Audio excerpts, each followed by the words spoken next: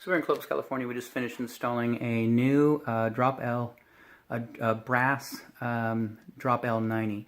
So up in the shower area, the shower arm had snapped off. Home's 20 years old, and the arm, which is the shower arm up here, which is the very thin chrome tubing, had snapped off.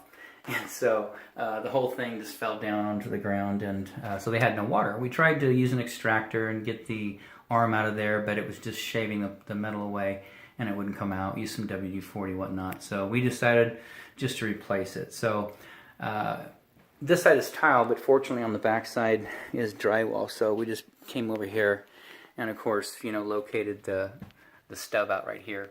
Cut the sheetrock out, and went ahead and cut the copper, got the old brass 90 out, put a new SharkBite 90 on, and then a SharkBite coupling to tie the copper together.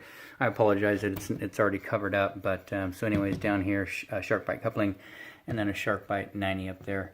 And then we're going to give them our drywall guy's number in the event they want to come in and sand this and tape it and float it out and get some new texture on the wall, and then touch up paint they can. But panel's just in there with 3 screws. You know, they can take it out and get some blocking here if they'd like, you know, just to stiffen it up. But so that is installed, and then the homeowner purchased a shower arm and a shower head, so we got that installed as well. The Pfister valve that's in here, I can't remember what the valve body number is, but the cartridge in there is the Avanti, and we set those all the time. So it's pretty sticky. The valve pulls straight on and then turns left, right, hot, cold. And so when you pull it on, it's quite a bit of effort to pull that guy out there. So you know, don't leave it too long before we do a cartridge replacement here, just so it functions a little freer.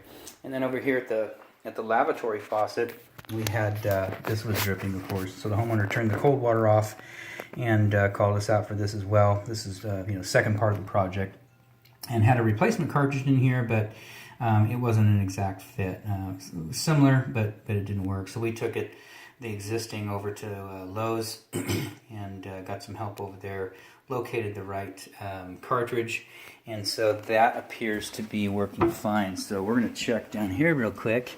And what we did is, sorry there's no light down here, all my tools are put away already, but we put a piece of, actually three little pieces of paper towel down there, because while we were gone, water was coming up out of the cold side and draining into the cavity of the faucet, and then dripping down here. So we got it all dried up, and up top we got everything dried up and turned the water back on. Everything's functioning correctly, and I think the angle stop was leaking too, so we tightened up that nut.